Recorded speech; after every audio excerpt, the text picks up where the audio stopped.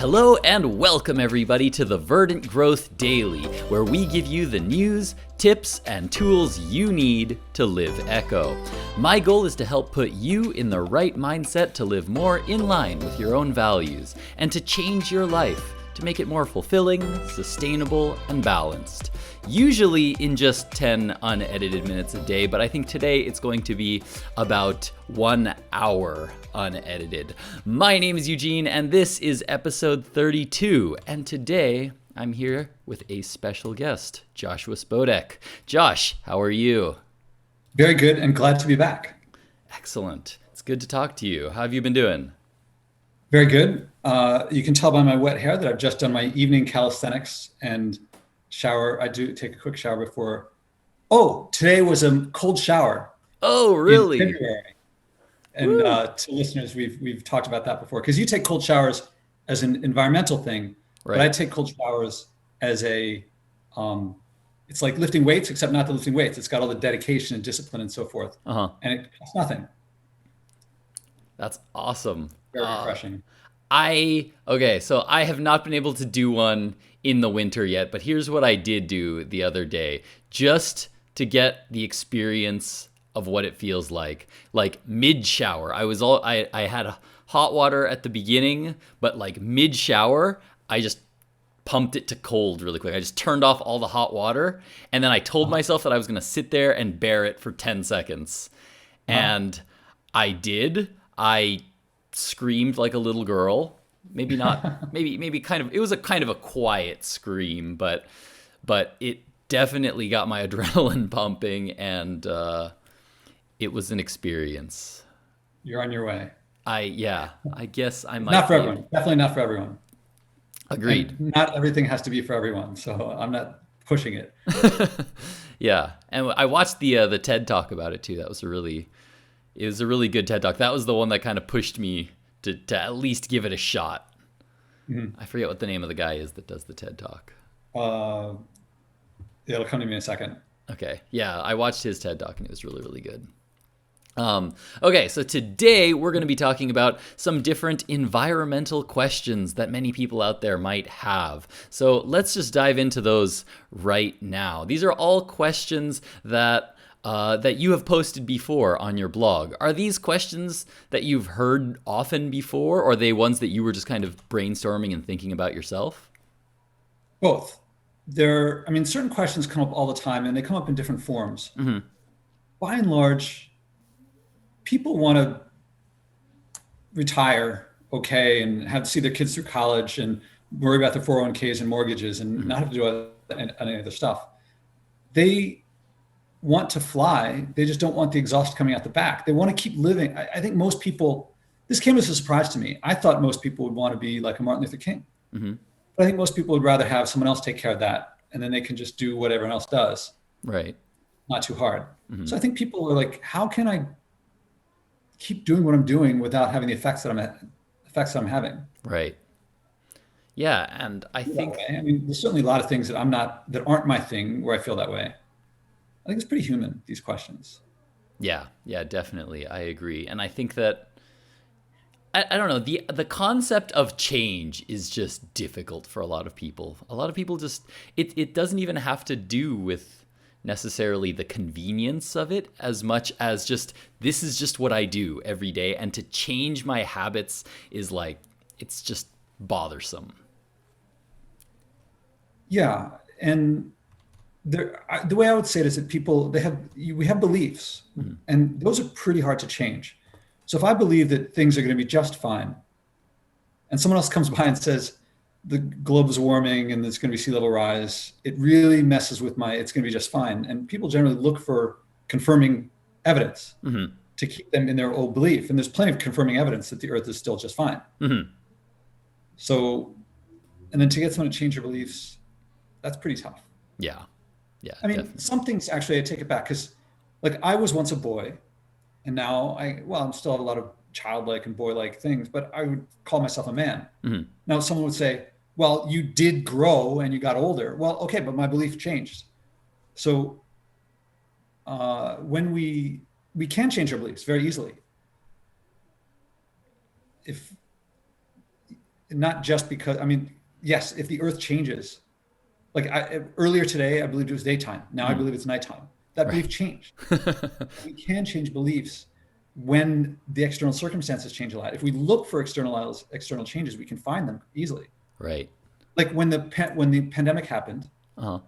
I chose a belief that Nelson Mandela was also locked down for 27 years, and therefore, and he was breaking rocks. Uh-huh. Did not have Zoom, did not have access to all the world's culture anytime he wanted. Right. So I adopted a belief that I was going to be like him. And now I got a quarter century to go before I'm going to lose. I don't know. I mean, who knows what'll happen between now and a quarter century from now, but in my heart, this is nothing. This is, yeah, it's a challenge, but it's nothing on the scale of what he did. And one of my jokes is when he turned 70, still in prison, his birthday event was a global event. Over 600 million people participated in it. Right. I still haven't even had 100 million people at one of my birthday parties. And he did that on the lockdown. You've got a ways to go, Josh. You've got to get some Yeah, followers. I know. I still got 99 million and more to go. Yeah, there you go. All right, well then, without any further ado, let's jump into some of these questions. And the first one, this one I feel like it's such a huge question. We could probably spend the whole hour just on this first question, but let's do it. Question number 1: how can I live the way I do without polluting? Yeah, I'd like to give like, well, here's a 10-word answer and done. Right. But I think this will be one. This might be one we just talk about because I've you see the changes that I can speak from my own personal experience. I expected my changes to make my life worse, and so I didn't want to go through them. And I've told the story, and your listeners probably know. Hopefully, if not, they can look at our past episodes of challenging myself to avoid packaged food, and then challenging myself to not fly. And I thought that these were going to be terrible changes. I associated the variety of New York City restaurants, the places I could go all over the world. I've been to 6 continents flying, and that to me was a good life. I didn't want to give up a good life. Right. When I actually changed, I found a period of disruption, a lot of bland food when I was cooking for myself and before I knew how to cook, and a lot of giving up talks in Europe that I couldn't go to. Right. And not, you remember I was, my sister found the $800 round trip to Tokyo. I could have met you there and didn't take her up on that. Right. But then after that, I found that I can cook greater variety and save more money and save more time by cooking myself. So it's ended up being a better life, though I dragged myself kicking and screaming into it. I was on both sides, pulling and being pulled. Right. So to me, if I'd known, I would have changed a lot earlier. But leadership is all about, you got to go where the person is, not where you are, or where you want them to be, or where you think they should be, or someone else is, where they are. And if it looks to the person like I'm like thousands of years of human progress have led to this moment, I'm at the pinnacle. If anything, I'd want to be like in the future, not in the past. Sure. If that's how you feel, then change is going to look like, oh, I got to take one for the team. This is going to suck. Right. So then the question. That was me. Sure, go ahead. And now it's not. And now I'm like, what else can I do? Like one of my latest joys is looking over at my kitchen, the fermenting vegetables, and I love it. And fermentation may be what got civilization to start. Right. Like the oldest beverages that we think are mead, honey wine, and beer. It's fermented grains and fruit, right, and wine. So here I'm reverting back, but it tastes so good and it's so easy. Yeah. I had no idea. And I think that that's one of the ways that I think that we can kind of make a better future is kind of by looking to the past in so many different ways, especially when it comes to environment, because we look at things like technology and we think that, oh, we've come so far and we've accomplished so much. But if you think about it, people who lived thousands of years ago probably lived in a way that was more sustainable than we do today. We probably live less sustainably than humans did thousands of years ago. I would say more than thousands. I bet if you could plot, I'm just listening, like if you plot over time, living sustainably, Yeah. if you go backward in time, it's going to get more and more sustainable with every bit you go back. Mm-hmm. I mean, I don't know if you saw like Bill Gates, there's some stuff about Bill Gates and climate stuff. I guess his book is coming out. Mm-hmm. And he's all like, we got to invest in all this technology and so forth. And it's, I know the perspective he's coming from because, PhD in physics and building satellites and observing atmospheres and things like that. It just, in fusion, it just seems like if we just had a clean source of energy, that would solve so many problems. We could desalinate water. We could sequester all the carbon. But the pattern, it just repeats over and over again from the Watt steam engine and Uber. Mm-hmm. And, the more that we make transistors use less energy, the more efficient we make them. Yeah, we can do stuff that we couldn't have done before with computers, but the internet is using more and more power all the time. Right. Bitcoin alone is like a whole nation full of energy. Yeah. And it's not obvious it's improving anyone's life. Right. Yeah, I don't know that the addition of more technology is always going to equate to us becoming more sustainable. I think that we've had this discussion before, but a lot of those equate more to efficiency changes, correct? More, to me, yeah, making an existing system more efficient, but that existing system is the problem. Right. You got to change the system, not make the system better. Edwards Deming said it really well when he was working with car companies. The workers in the factory love what they do. And if you leave it up to the people in the factory, and not just the workers, but the managers all the way up, everyone within the factory, they're going to make the car as well as possible. The reason factories get shut down is usually not because the cars aren't great, aren't made well or fast.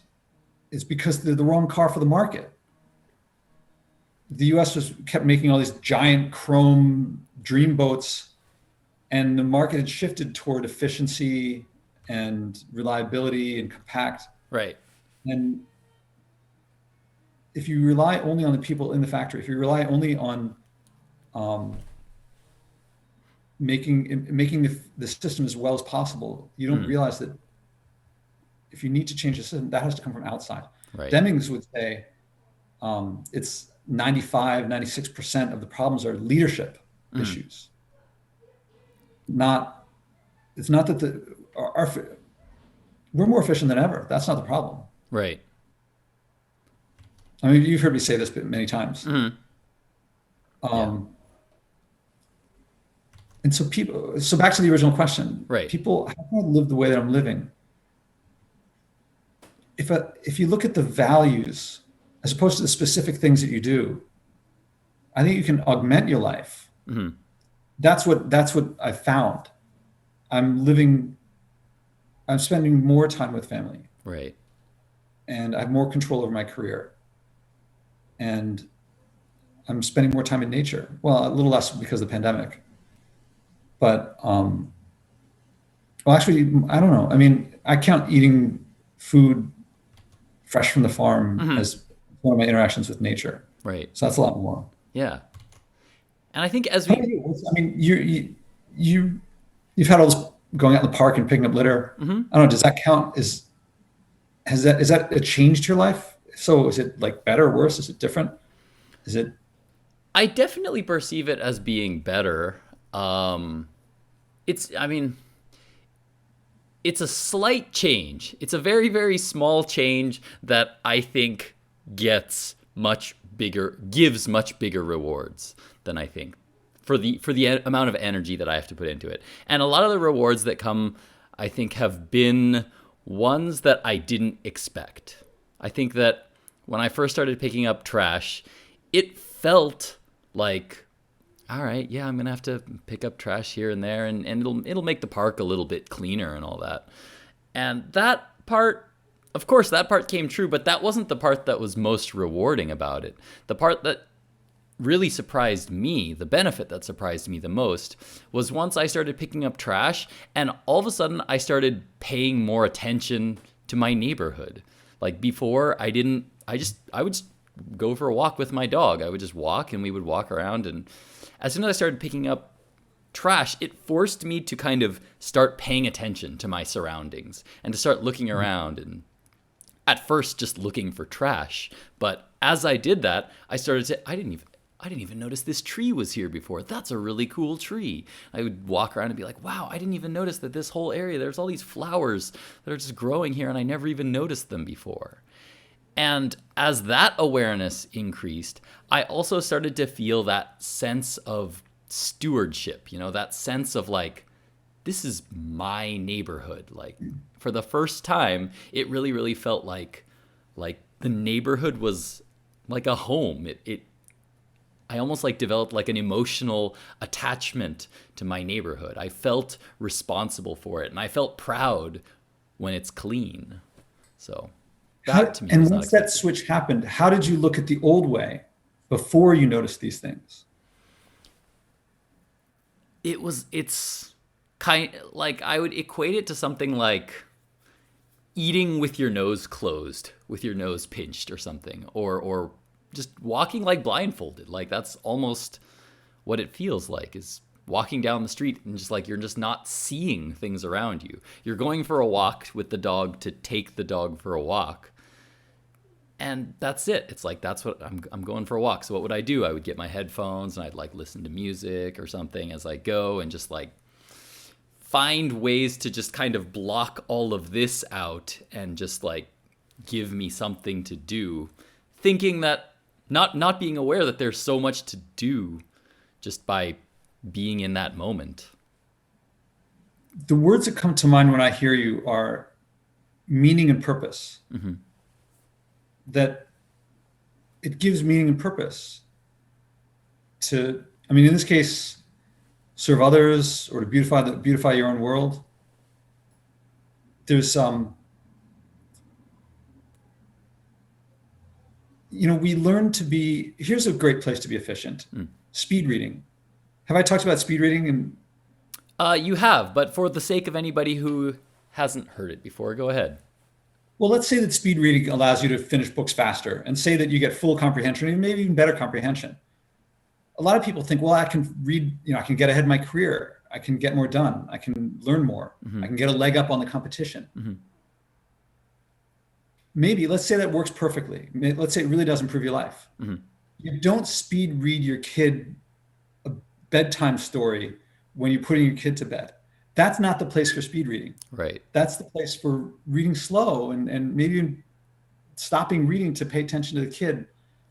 And I think we're putting efficiency all over the place, in places where a walk with the dog is, I guess you could speed read it, or you could make it maximally efficient. But what did you get a dog for if not to live with the dog? Right. Yeah. And what are we here on? Like, people ask me, Josh, how much time do you spend cooking? It must be more. I mean, the short answer is that when I want it to be more, it's more. And when I want it to be less, it's less. If I want to really jam it out and cook really quickly, I can just throw it all together. But when someone's over and I'm cooking and it's a social thing, I spend more time doing it. Mm-hmm. Food's really important. I mean, it's really like, it's one of the great joys of life. Yeah. To just go fast food through or do all the way through it is just missing out on something really important. Right. And if you can take the time and if you can make it an enjoyable experience by kind of really engaging with it, then yeah, absolutely. It can be so fun and rewarding too. Yeah. And a lot of people out there are like, oh, well, you can afford it. I can't afford it any more than anyone else can. I still got to pay my bills. Right. I found that my costs have dropped faster than my time has dropped. Yeah. And I have more control. Like, I'm less needy. Mm-hmm. I don't think that McDonald's is doing anyone any favors by getting them their product faster. Right. It's making us enjoy food less. And have less time. I think the cause and effect is not people don't have time and therefore they go to McDonald's. I think it's they go to McDonald's and that changes the lifestyle to be more hurried. Right. I think the cause and effect, most people see the cause and effect backward. Right. As did I most of the time. Yeah. And like buying cheap stuff that's less quality. Ultimately, there's a financing issue of, if you can't afford more, But I mean, I have several friends now who are like, I can't afford to buy cheap stuff. It doesn't make sense. It's too expensive. It keeps me locked in. That was in the story Plastic in that movie that we watched. Uh-huh. It talks about how in Europe they sell a big thing of shampoo, whereas in Asia, in a third world economy, they sell little sachets, whatever, little plastic containers. Each one is significantly cheaper than the big thing, Right. but all of them together. I mean, on the movie, they were showing how much more plastic it produced because it was all packaging that couldn't be recycled, even in principle. The shampoo bottle, in principle, could be recycled, although it probably wouldn't be. But also, per liter, the sachets were much more expensive. Right. So they love to hook you with the little cheap stuff, like IKEA stuff that breaks is nowhere near as like. I mean, my parents have sofas that have been around before I have, and they'll be around after I'm gone. IKEA stuff doesn't last that long. Right. It's more expensive. Yeah, if you take the full lifetime of an object into account, then yeah, sometimes it definitely, or I don't know, maybe all the time it pays to get a better quality item than it is to get something that is cheaper but low quality. And also just less stuff overall. There's not that many things that you need. Right. I mean, I got a bike, really 2 couches I got for free. I got a bed, which I got from used. I mean, people have gym memberships. I got 4 kettlebells. I just sold a kettlebell to there. It's cool. I had a 25-pounder that I no longer use. I can curl more than that. Uh-huh. So I sold it. It's like, it feels really good to put it back into circulation so someone else can use it. But also, it wasn't taking up a whole lot of space, but I wasn't using it. So now I got a little more space. Yeah. I think that's also another point of place where it's another place where people can kind of change their mindset about things. Like, I feel like so many people have this joy that comes from buying something new, right? And that your old things, it's just like you just want to get it out of the way, so you just throw it in the garbage and then, whew, all right, it's gone. I don't have to worry about that old thing. And yes, I get to buy a new one, right? But there is a way to find joy in that used object buying cycle, I think. Adding things to that, putting things back into that cycle for people who need it and want to use it, and then also buying things that come from there that don't necessarily have the environmental impact of creating it. And looking at things and saying, oh, I remember when I used to want to buy something like that. Now I don't. Yeah. It's like quitting Facebook. You don't need 5,000 friends. You don't need stuff. Yeah. By the way, I got to tell you, sorry, listeners, you're going to have to find the link, or Eugene will have to post this. Sure. Did you know about this article in the Washington Post about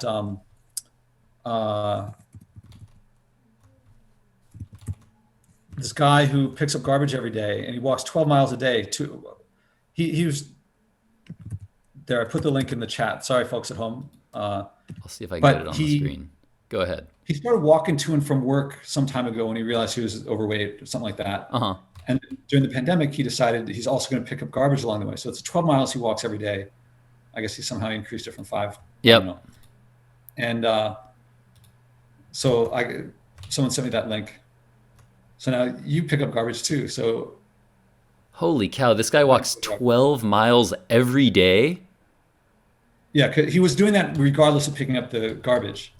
Uh-huh. Because he decided to force himself to walk to work because he was overweight. Huh.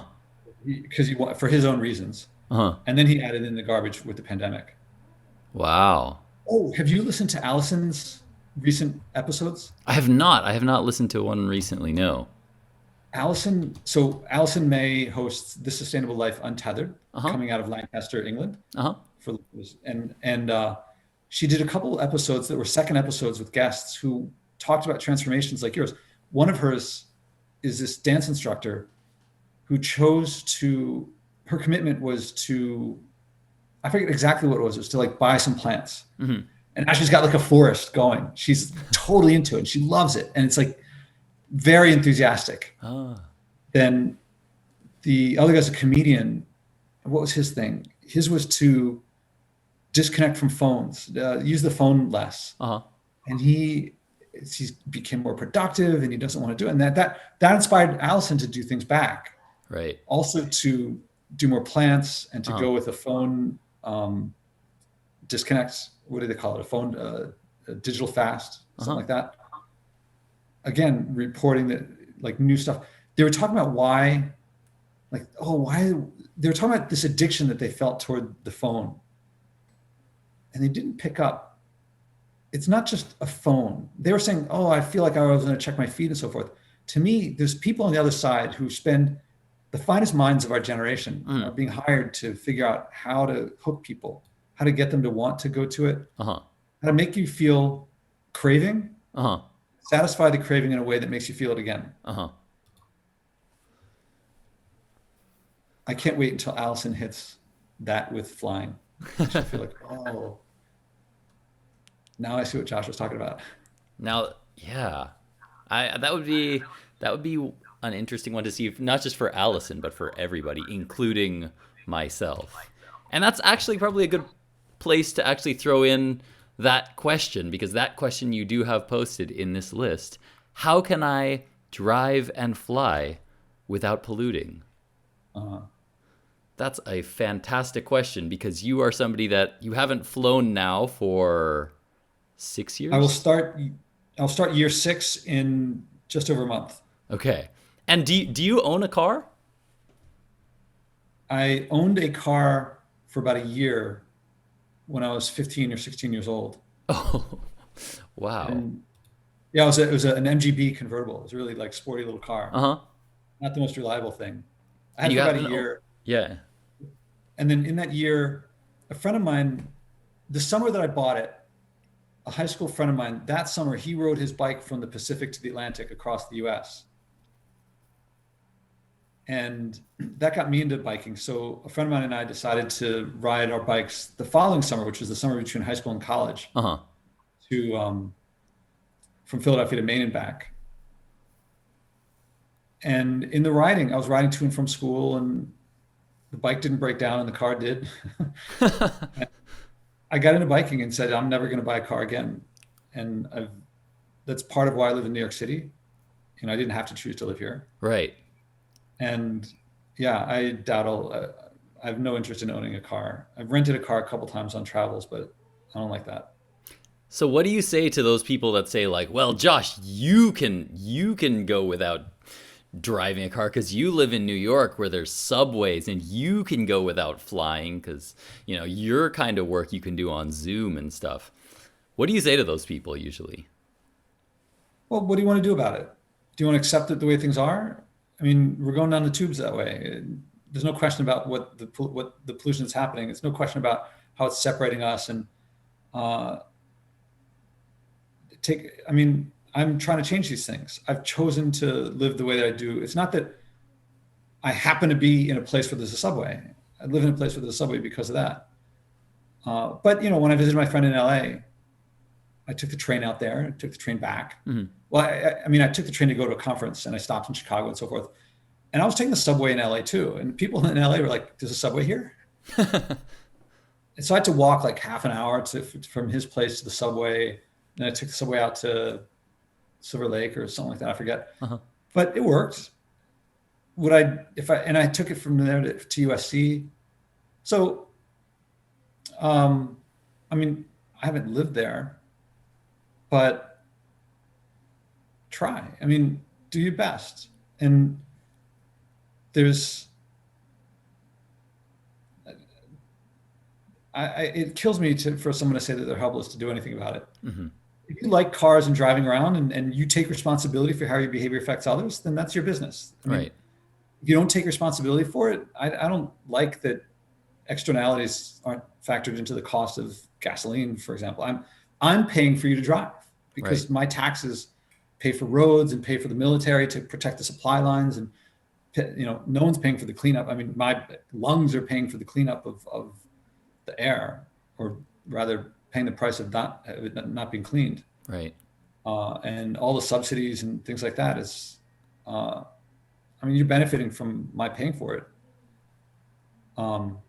But what do you want to do about it? I mean, do you want to just keep going down that path? Then, I mean, it's a free country. That's your business. I'd rather we didn't rely on cars. It's weird how technology is making us more dependent, more needy, less independent. Right. People are like, oh, I'm free to go and do all these things. I'm like, you're not free if you can't do it yourself. That's not. You find that there's more freedom in living the way that you live compared to other people, Yeah, I or mean, your average American. people throughout the ages have said wealth is not how much you have, it's how little you need. If you don't need anymore, then you're free to do a lot of different things. That to me is freedom. I'm still growing, not materially. I'm growing more. I don't know, maybe my net worth is greater now than before, but that's not what I really think about. It's like my skill, my social and emotional skills. That's where my life really improves. I mean, to live your life, just looking at the material things, but there's the meaning of those things. The meaning of this, what emotions come out. If it's craving and neediness, and I can't do this. Oh, you could do that, but I can't do that. What's that saying? Right. All these things you can't do. I can't help but hurt people. Right. You can't say I can't stop hurting these people. Yeah. I mean, you don't want to hurt them, but it's when they say, by the fruits you shall know them. It's not just the fruits that you want, it's all of them. And if you say, I didn't want those side effects. Okay, well, if you can't stop them, they're still yours. Right. But to take responsibility for that is not a problem.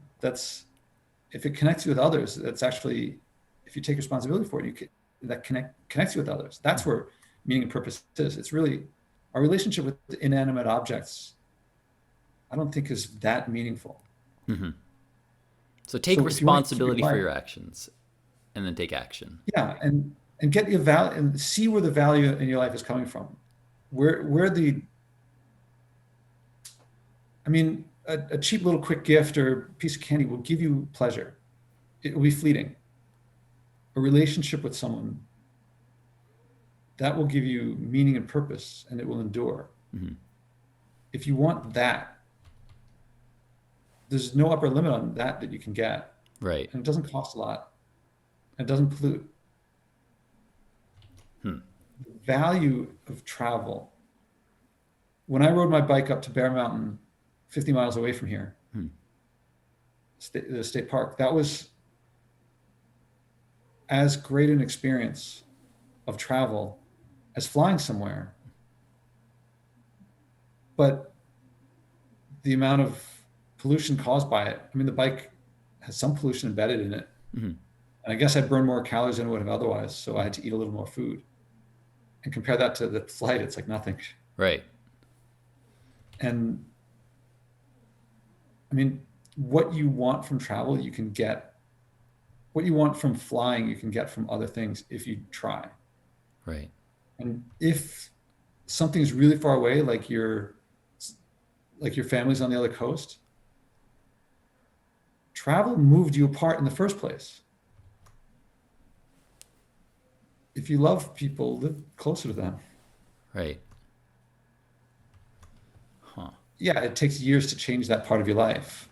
But solving problems together with someone can bring you closer than if the spending time is like, oh, happy Thanksgiving. Oh, I love what you've done for the place. Okay, see you next year. That may make you less close to someone than struggling to figure out how to move back closer to each other or figure out how to strengthen those bonds.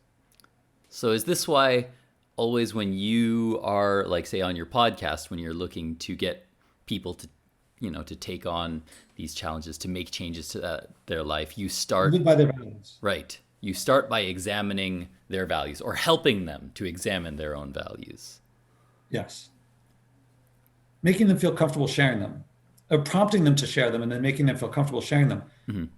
Most of the time, they seem to really like it. I think most people listening to this, if they're pushing back, they're thinking, he doesn't understand. Maybe I don't. But that's probably because you want to share what the environment means to you, what nature means to you. I don't think that anyone doesn't care about the environment. I Right. can't stand when someone says, "Oh, so and so, they're so greedy. They don't care about the environment." Of course, they care about it. If everyone cares, it's just because they're not acting the way that you want them to, or you think, again, leadership is, how does it look to them? Right. I would guess that the CEO of Exxon, who I've never met, I would guess he believes that fossil fuels are a way to progress, and burning them improves people's lives. And therefore we should keep drilling. I'm giving the benefit of the doubt. I doubt he's saying, this is hurting a lot of people, but they're not shareholders, so I don't care. Right. I doubt that is what he's thinking. Right. And to the extent he is, so is everyone else in the United States. Just they're not as rich and powerful as him, but they're doing it on their scale. Right. So for people then at home, Oh, wait, and he's probably saying, if he did want to change Exxon, let's say he really did, he probably would get fired by the board if he made big changes. And he's probably thinking, "Oh, you can change, but I can't." Right. Probably thinking the exact same thing. Yep. So what would you recommend? No, that's okay. I was just going to ask, what do you recommend? So in your case, on your podcast, you walk people through this process. You kind of explore their values together with them. What would you suggest for somebody who maybe has not had a conversation with you? How can people get to know themselves better? Because I feel like a lot of people out there are probably like, "Oh, yeah, I have values.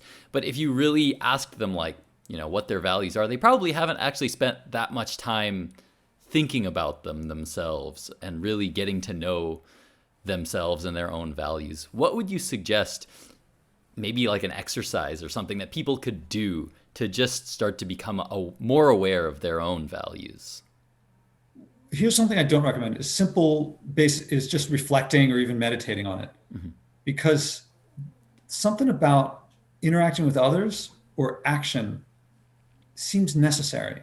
That if you don't pit one value against another, like everyone values community and everyone values family, but what do you do when you have to pick one over the other? Like, do I go with what my sister wants me to do, or do I do what my neighbor wants me to do? And if they're in conflict, sometimes you pick one, sometimes you pick the other. That's the only way to know that's with regard to behavior, with regard to talking it out with people. When I ask people, what do you think about when you think about the environment? They always answer with the cocktail party answer. It's always, my kids, or it's, the future, or children, or I think about the dolphins. And unless they actually have themselves swum with the dolphins talk is really just like, it's a mix of how they feel and how they want to present themselves to the rest of the world. Right. And they don't want to get judged. So that's why the exercise, I think, as much as I wish people could just sit and think, what do I really think about with the environment? Maybe you could get there by yourself, but really sit down with someone else and have them ask you, what do you think about when you think about the environment? What does the environment mean to you? And when you answer them, make sure that they say, they ask you to confirm or to confirm their understanding or clarify, and keep going. I guess my method is to ask confirming and clarifying questions until I get to an emotion that I also feel. Right. That I know that emotion, that feeling. But another common structure of looking at it is like 5 whys will usually get to something at the root. So if someone says kids, and you say, "Well, what about kids?" And you say, "Well, I want them to have a better future." Why? Well, because things are getting bad. Oh, why? Because we're burning all these fossil fuels. Why? Because I don't know where it'll go for different people. Right. But having someone, and if the person judges you or laughs at you or misunderstands you on purpose, or that shuts people down. Right. The questioner has to be supportive and non-judgmental. So, my first TEDx talk describes the process, and any of my podcasts with a guest will show the process a few times. And you and Allison and Nicola, well, Nicola often does it in Italian, and Andreas usually does it in Swedish. So you guys do it in English. So you guys are doing the structure more like by the book. Uh-huh. I'm throwing more. I've done it long enough that I throw embellishments in and things that and satisfy my curiosity. So listening to your episodes might be more instructive for someone who hasn't done it before. And the other is, once you get something, is to act on it. And if there's something that, like, maybe it's not acting on your deepest value. If you read something that says, here's 10 little things you can do for the environment, one of them is like avoiding straws for a week, and you don't really care about straws, you could try it. It might not make much of a difference. It might. But if you got something that you're like, I've been meaning to, I don't know, maybe you've been thinking about animal cruelty, and you also know that that has something to do with the environment. Maybe, and if you've been thinking about being vegan for a week, if it's meaningful in some way, give it a shot, and you might have the effect. You might get the effect that Eugene, talked about earlier when you were, or picking up garbage. Maybe they've been listening to you and thinking, oh, Eugene's been doing it. He seems to be getting something out of it. Maybe there's something to get out of it. And if it's really driven by a curiosity as opposed to an imposition, if someone's like, you're such a terrible person, all that plastic you're using, stop. That doesn't, then you might be doing out of compliance. But if you're like, what's Eugene talking about? The park sounds, he's like, the park is more his. He's seen things more. Right. I want to get that. Give that a shot. Right. That action might lead to something. Right.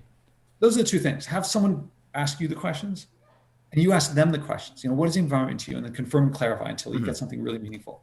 Right. Or act on something that you're curious about, or have some other intrinsic motivation driving you toward testing it out.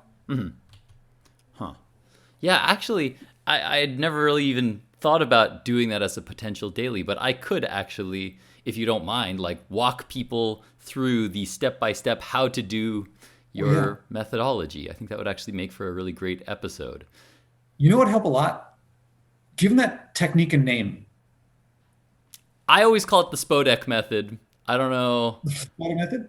That's what I've been calling it, like, on anytime I've ever mentioned it on the daily or anything. I always just call it the Spodek method. But if you want to give it a name, you're welcome to give it a name. It has a certain appeal to me as a Spodek myself.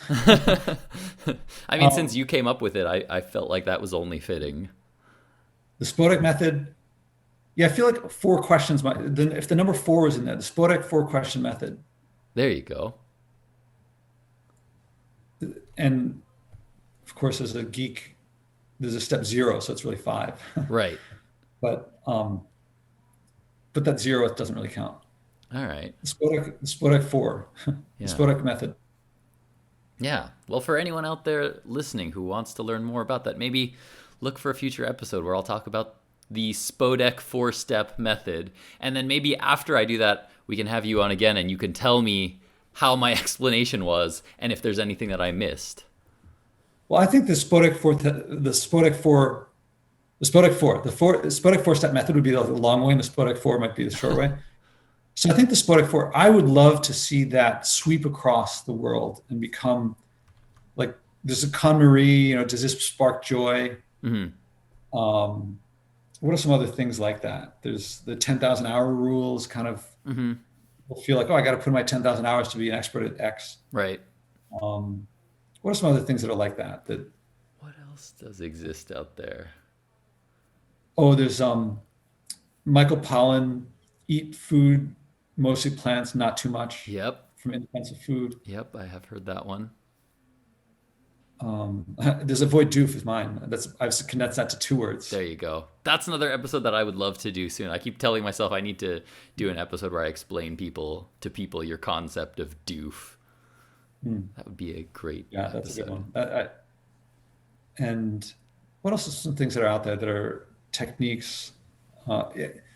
Food should have no more than 5 ingredients. People follow that one. Yeah, there's got to be a bunch out there. Wine before liquor, you'll be sicker. There you go. For our college age friends out there. Right. Well, we'll need to come up with a catchier name, maybe. The thing is, if people do this, I dream of it catching on virally, because if you do it, like you want to teach it to others because of what it's given you. Right. There's no cost, and it's social. So you do it, if you do it, it really works well with a husband and a wife. It works well with parents and kids. It works well with neighbors. If it spreads, I mean, it could be, cultural shift. Right. Was there something like that with the civil rights movement, or Gandhi selling the salt? I don't think many people, did people, the British set up a monopoly on selling salt. So he went and evaporated some seawater and sold the salt. And how can you make that illegal? Great symbolism. I don't know if people started selling salt all over the world, all over the country that way.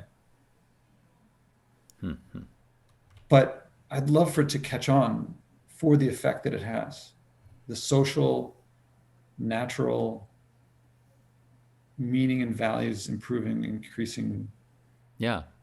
I mean, I think that for me, a big part of it is just taking that time to process and to think about what your own values are, or maybe not talk about it, think about it, but talk about it and work all the details of your own values and your own morals. It just kind of becomes a guiding compass for your life. It gives you a sense of direction in your life that I really, really enjoy. It restores a value that we've been shoving down for a long time, shoving out nature in favor of efficiency. And nature feels really good. I mean, I have to imagine that over a couple 100,000 years, or really a couple million or billion years of evolution, that there's a lot of wiring that's pretty set to like trees and a cool breeze, a light snowfall in the winter, or the birds chirping in the summer, and the flowers coming out and blooming and smelling sweet.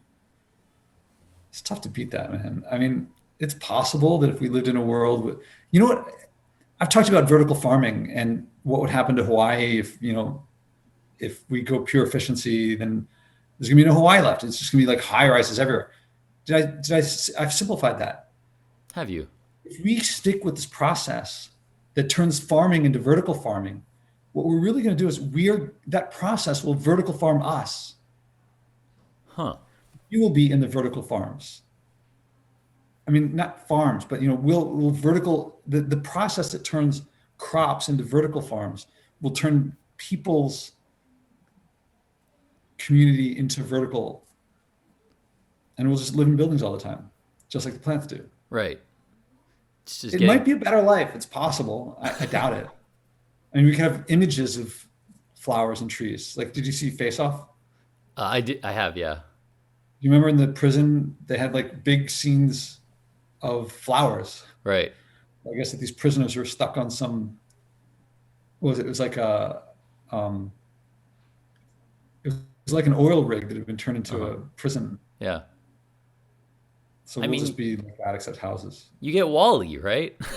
If you've seen the movie Yeah. Wall-E, then that's what you get at the end of just making a life that is so efficient and so convenient for you.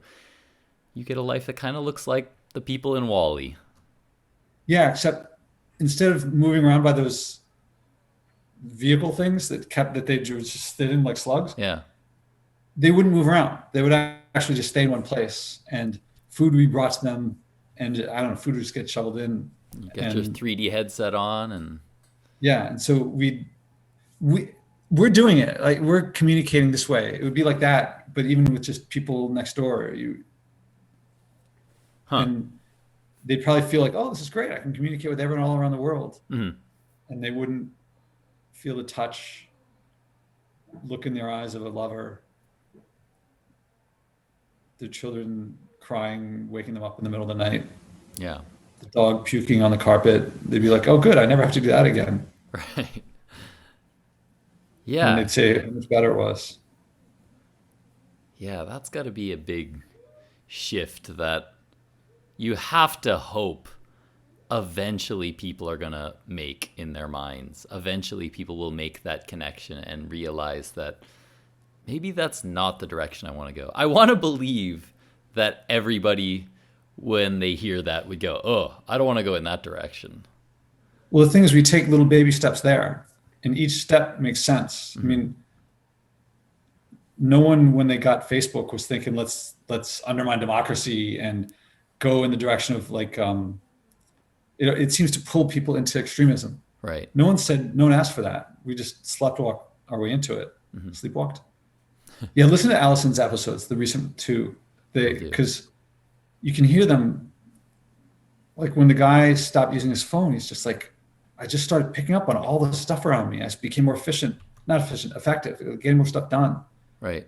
And realizing how much I was missing. And there's nothing special about that guy. I mean, of course he's a special guy, but the same effect with everyone. But you have to deliberately, consciously get that. So this technique does that. It'll bring it out in one area, and then you'll probably feel like, oh, I can do it in other areas too. But it's no different than Buddha thousands of years ago.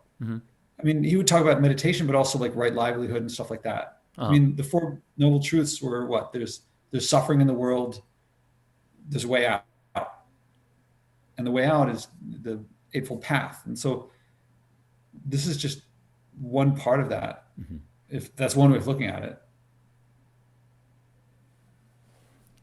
Yeah, I wonder if we ever get to kind of a balance point. Do people ever naturally reach a point at which technology has come enough that we have enough convenience? Like we feel satisfied with this level of convenience and we don't want to go further. I wonder if there's any kind of natural balance point there.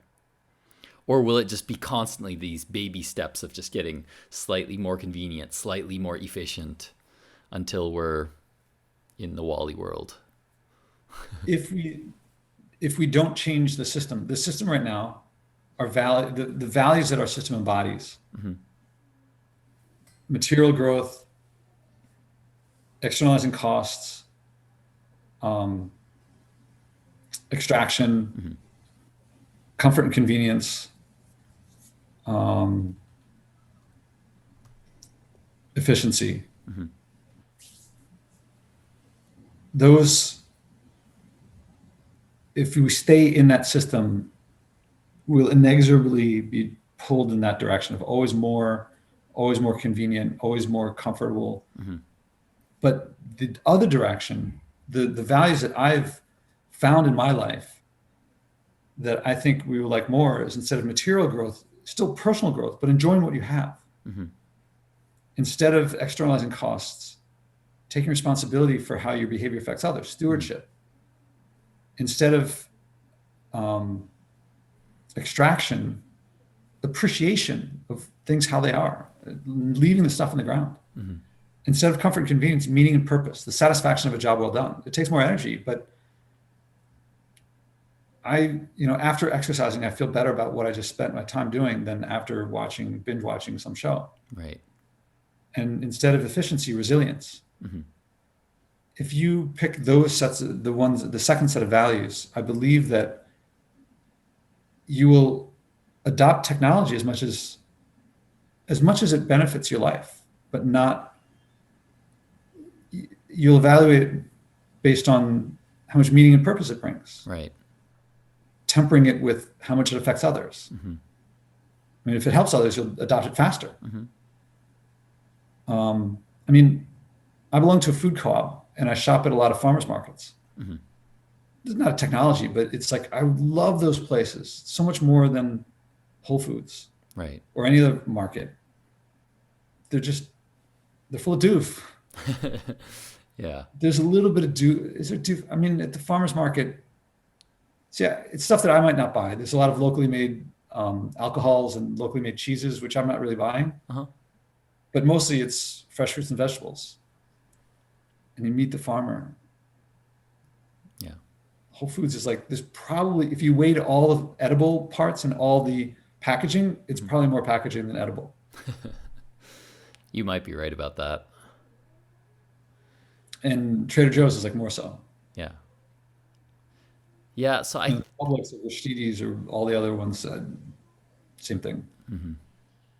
So it seems to me like the answer to all of these questions is to just stop being complacent and to stop waiting on technology and other external things to make your life better.